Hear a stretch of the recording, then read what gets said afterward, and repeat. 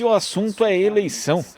Para conversar a respeito, nós vamos fazer contato com o cientista político, professor da Fundação Escola de Sociologia e Política de São Paulo, Paulo Nicoli Ramires. Bom dia, Nicoli. Bom dia, Glauco, e bom dia a todos os ouvintes. Nicoli, falando primeiro das eleições municipais aqui de São Paulo, nós temos, segundo a última pesquisa do Datafolha, com dados de 5 e 6 de outubro, o deputado Celso Russomano, do Republicanos, liderando com 27% das intenções de voto, Bruno Covas com 21%, Guilherme Boulos com 12% e Márcio França com 8%. Como é que você vê o cenário de São Paulo e você vê a perspectiva de mudanças nele após o início do horário eleitoral gratuito na última sexta?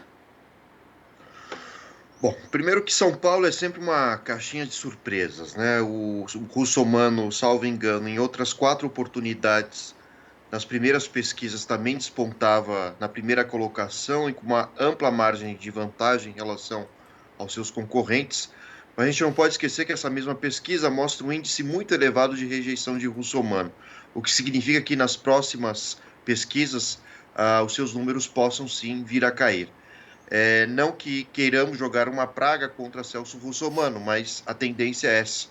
Vejam que Celso Russomano tem perto de 30% das intenções, que equivale exatamente aos 30% de apoiadores em média de Bolsonaro. Então, Bolsonaro ainda consegue puxar o nome de alguns candidatos Brasil afora, e aqui em São Paulo é o nome de Celso Russomano. A questão é observar se essa primeira colocação de Celso Russomano durará até as vésperas das eleições e no dia da eleição.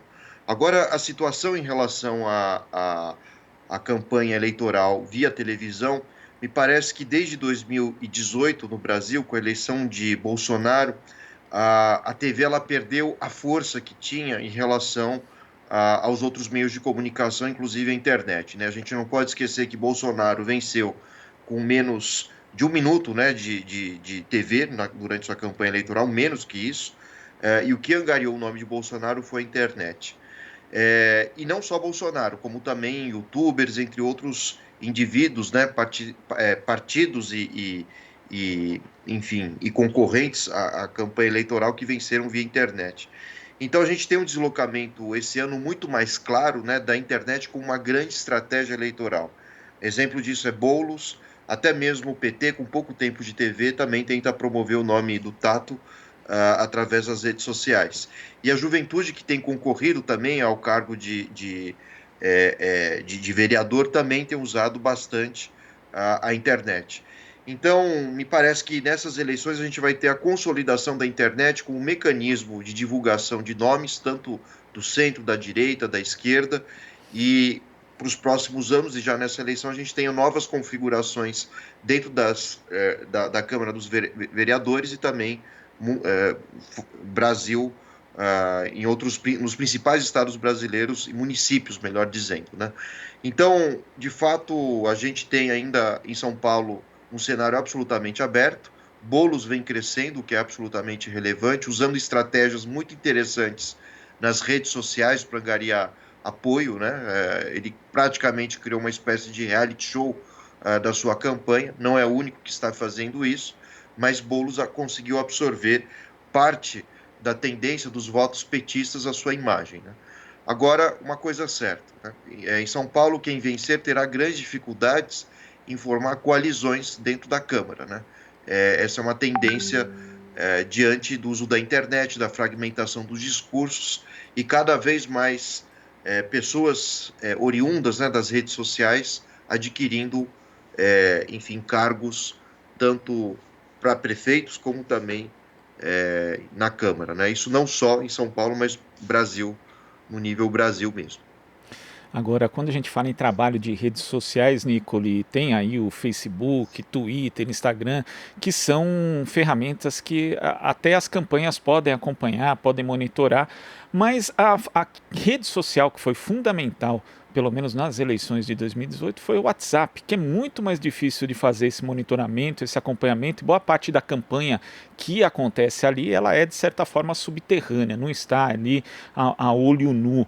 Você acha que isso pode propiciar surpresas, como as surpresas que a gente teve, por exemplo, na reta final ali das eleições de 2018, não só em relação à votação de Jair Bolsonaro, que quase ganhou no primeiro turno, mas também eleição de parlamentares, à época, de governadores, mesmo de senadores. Você acha que esse cenário pode se repetir agora nas eleições de 2020 ou o contexto é outro, Nicoli?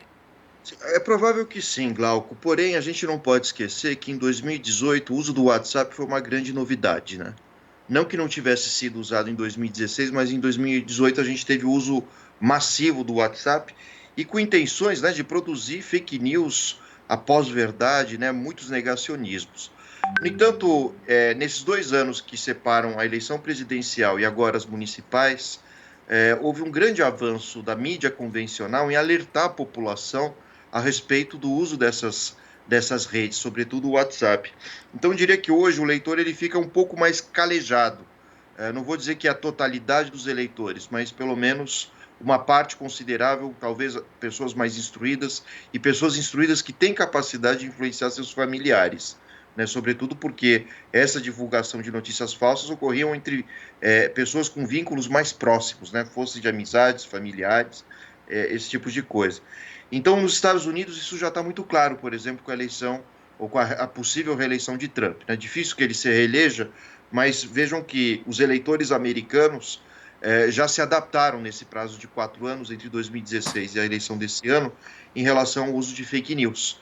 O próprio WhatsApp, o Facebook também inventaram ferramentas, né, de limitação de compartilhamento e até mesmo identificação de robôs que façam essa divulgação de notícias falsas mundo afora. Então, de fato, o cenário parece ser outro, apesar de que a gente também não pode excluir que, de fato, também as fake news vão influenciar um partido, um candidato ou outro, numa região ou outra. Tudo depende do nível de acesso da população à informação. Não só a internet, mas também a informação mais fidedigna, né, que muitas vezes são transmitidas em jornais convencionais, como revistas, jornais via TV, via rádio. Então, tudo é um processo de conscientização. E até mesmo o TSE, o Tribunal Superior Eleitoral, também tem trabalhado nesse sentido, né, de alertar a população contra a divulgação de absurdos, né, que ocorrem nas redes sociais. Agora, Nicoli, falando de São Paulo ainda, quando a gente pega o retrospecto das eleições aqui, desde a redemocratização, tivemos ali em 85 confronto entre principalmente Jânio Quadros e Fernando Henrique Cardoso, que à época representava de certa forma uma centro-esquerda, e a partir daí todas as eleições foram polarizadas entre direita e a esquerda representada pelo PT. A direita primeiro com Paulo Maluf e o malufismo em si, depois o PSDB até adotando um discurso inclusive conservador e ocupando esse espaço do malufismo. Mas na última eleição essa polarização nem chegou a existir de fato, porque o então candidato a prefeito João Dória venceu no primeiro turno. Agora a gente tem dois candidatos também que pertencem ao espectro da direita e da centro-direita liderando. Você acha que pode, de novo, acontecer uma não polarização entre esquerda e direita, com essa possibilidade de dois candidatos desse espectro aí da direita e da centro-direita irem para o segundo turno? Bom, se houver um candidato do PSDB, tudo indica que Bruno Covas sim irá para o segundo turno, e de repente Boulos, teremos a velha polarização, mas não mais nas mãos do PT, mas sim do PSOL. Agora, se Celso Russomano chegar ao segundo turno, a história parece ser outra. Essa polarização deixa de ser entre PSDB ou uma centro-esquerda contra uma centro-direita e passará a ser, mais uma vez, entre civilização e barbárie, né? Eu tenho a impressão que, enfim, não que tenhamos que ser admiradores de Bruno Covas, bem longe disso, mas frente a um eventual segundo turno entre Covas e Celso Russomano, me parece que a atitude mais correta dos grupos de esquerda não é o de anular o voto, né? Da mesma maneira que a esquerda exigiu que grupos progressistas e antipetistas ao mesmo tempo não votassem Bolsonaro em 2018, me parece que esses grupos hoje de centro-direita exigirão a mesma coisa da esquerda, ou seja, não votem Celso Russomano. Celso Russomano é a representação do conservadorismo, de um pensamento retrógrado, tanto é que boa parte dos seus eleitores são daquela tendência mais conservadora entre os evangélicos, né? Sempre bom a gente reforçar essa ideia. Não devemos associar todo evangélico à imagem de Bolsonaro e do conservadorismo extremo que nós estamos vivendo hoje, né? Sempre há grupos, indivíduos mais progressistas, mais instruídos e que muitas vezes se opõem ao próprio Bolsonaro e Celso Russomano. Mas vejam que Celso Russomano aproveita essa onda. E essa é a grande oportunidade de Celso Russomano assumir a prefeitura. Afinal de contas, Celso Russomano sempre foi um candidato descolado, né, dos grandes partidos e também de grandes personalidades dentro da política, né? E essa é a primeira vez que ele concorre, de fato, com uma aliança clara, né, em função do próprio Bolsonaro. Isso pode ser bom e pode ser ruim ao mesmo tempo para ele. Bom porque certamente ele conseguirá uma margem de 30% dos votos, ruim porque a imagem de Bolsonaro em São Paulo decaiu muito, né? Os índices de rejeição de Bolsonaro no estado e no município de São Paulo são muito elevados.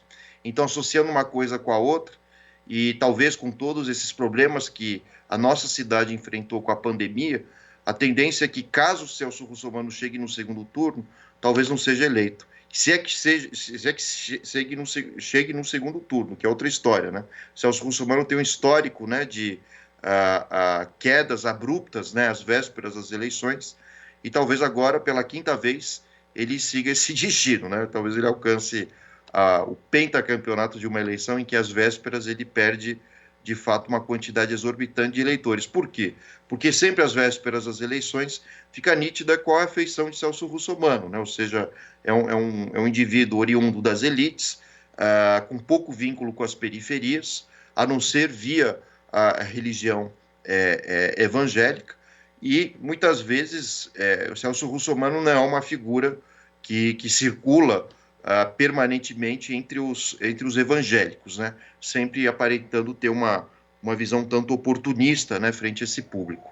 Agora, é interessante que nem Bruno Covas, nem Celso, nem o Boulos, perdão, eles têm características também ligadas ao discurso religioso, evangélico. Tem alguma aproximação Covas, lógico, né? Afinal de contas é uma ampla aliança partidária com partidos de centro, de direita, mas Boulos muito menos, né? Boulos é uma figura relacionada à juventude progressista, às pessoas que querem reformas necessárias nessa cidade, sobretudo o direito à moradia, a uma urbanização que atinja a todos, enfim, esse é o cenário que a gente vê hoje. Também uma fraqueza nos nomes do Tato, né, do PT, e também do França, né, que foi candidato a governador e quase venceu o Dória, né, por uma margem muito pequena de votos, não vence, mas esses nomes são nomes que surgem como verdadeiros tampões, né, contra as figuras mais centro-direita, contra a própria direita mais ferrenha desse país, né? Mas tem a impressão que Boulos, a depender das próximas pesquisas, ou chegue muito próximo, até mesmo supere o Celso Russomano, né? Eu acredito que a tendência maior é de um segundo turno entre o Boulos com Covas, muito maior do que uma tendência entre Covas e Celso Russomano. Tudo isso graças ao índice de rejeição do Celso Russomano. Agora, Nicole, falando das eleições no Brasil de uma forma geral, segundo as últimas pesquisas do Ibope, né, a gente tomando 15 capitais do país, em 9 em que há possibilidade de reeleição do prefeito, eles estão na frente em 6. Né? Quer dizer, um índice bastante alto. Você acha que por conta da pandemia e também pelo tempo curto que a gente tem de campanha, a possibilidade de reeleição dos prefeitos é maior nesse pleito especificamente, contrastando inclusive com 2018, quando a gente teve um alto índice de renovação tanto na Câmara quanto no Senado e também nos cargos do Executivo? Bom, na prefeitura a tendência é que a gente tenha reeleições, sim. O caso de Salvador, né, na Bahia, aliás, não é bem uma reeleição, na verdade é um sucessor, então a gente vê esses casos nas principais capitais. Os candidatos que já conseguiram uma segunda, aliás, a reeleição e não podendo ter a terceira, evidentemente, conseguem passar o bastão para os seus apoiadores, né? Em Salvador, na Bahia, o Magalhães Neto acaba fazendo isso, né, de uma forma interessante, mas eu acho que essa eleição ela é um grande teste para a gente verificar se ainda o discurso conservador ainda ele permanece forte no imaginário do eleitor, né? Acho que esse é o ponto crucial. E o que vai desvendar se de fato essa visão mais conservadora continua nutrindo a visão de mundo dos eleitores é a eleição municipal. Daí a importância dessas eleições. E São Paulo é um caso muito curioso, né? Porque São Paulo nunca promoveu reeleição. Mesmo que a gente diga, bom, mas o Covas ele pode ser reeleito. Na verdade, ele foi eleito como vice, né? Mas a gente nunca teve em São Paulo, desde a redemocratização e desde que foi permitida a reeleição, depois do mandato de Maluf, a gente não pode esquecer disso, nunca mais um prefeito conseguiu se reeleger em São Paulo. Um prefeito eleito, né, diga-se de passagem, não um vice, né, porque o Kassab aconteceu isso, ele era o vice do Serra. Aliás, há uma tradição do PSDB em abandono da prefeitura, né, aqui de São Paulo, né, o que de fato fortalece esse fenômeno em que a gente não consegue eleger duas vezes o mesmo candidato. Agora, no Rio de Janeiro, a situação parece ser um pouco diferente, né? A gente vê o Eduardo Paz liderando as eleições, não que o Eduardo Paz tenha também um grande índice de aprovação, mas é que no Rio de Janeiro o que acontece é uma situação de descarte, né? O Rio de Janeiro foi sucateado tanto pelo governo Witzel e já pelos seus antecessores, e a mesma coisa com a prefeitura, com Crivella. O que sustenta Crivella ainda é um apoio e um toma lá da cá que ele fez com partidos no Rio de Janeiro para ocupação de secretarias, né, empresas públicas, mas a tendência é que o Paz vença no Rio de Janeiro exatamente porque o Paz representaria uma figura menos pior para o carioca, né? É algo muito interessante, ou seja, uma memória de uma cidade que pelo menos funcionava minimamente, né? Então a gente tem todo tipo de situação nessas eleições. A maioria das prefeituras estão quebradas, elas estão sem recursos para fazer obras. Então o Brasil é um país, lógico, gigantesco e cada região tem sua dinâmica específica. Mas o Sudeste, especificamente, São Paulo e Rio de Janeiro, eles acabam mostrando duas tendências opostas. Em São Paulo, o fortalecimento, né, da imagem de um candidato ligado ao Bolsonaro, e no Rio de Janeiro, não, né? Ou seja, o candidato que é o Crivella ligado a Bolsonaro, despencando nas pesquisas, ou pelo menos mantendo-se em segundo lugar, mas ainda assim muito longe do Eduardo Paes.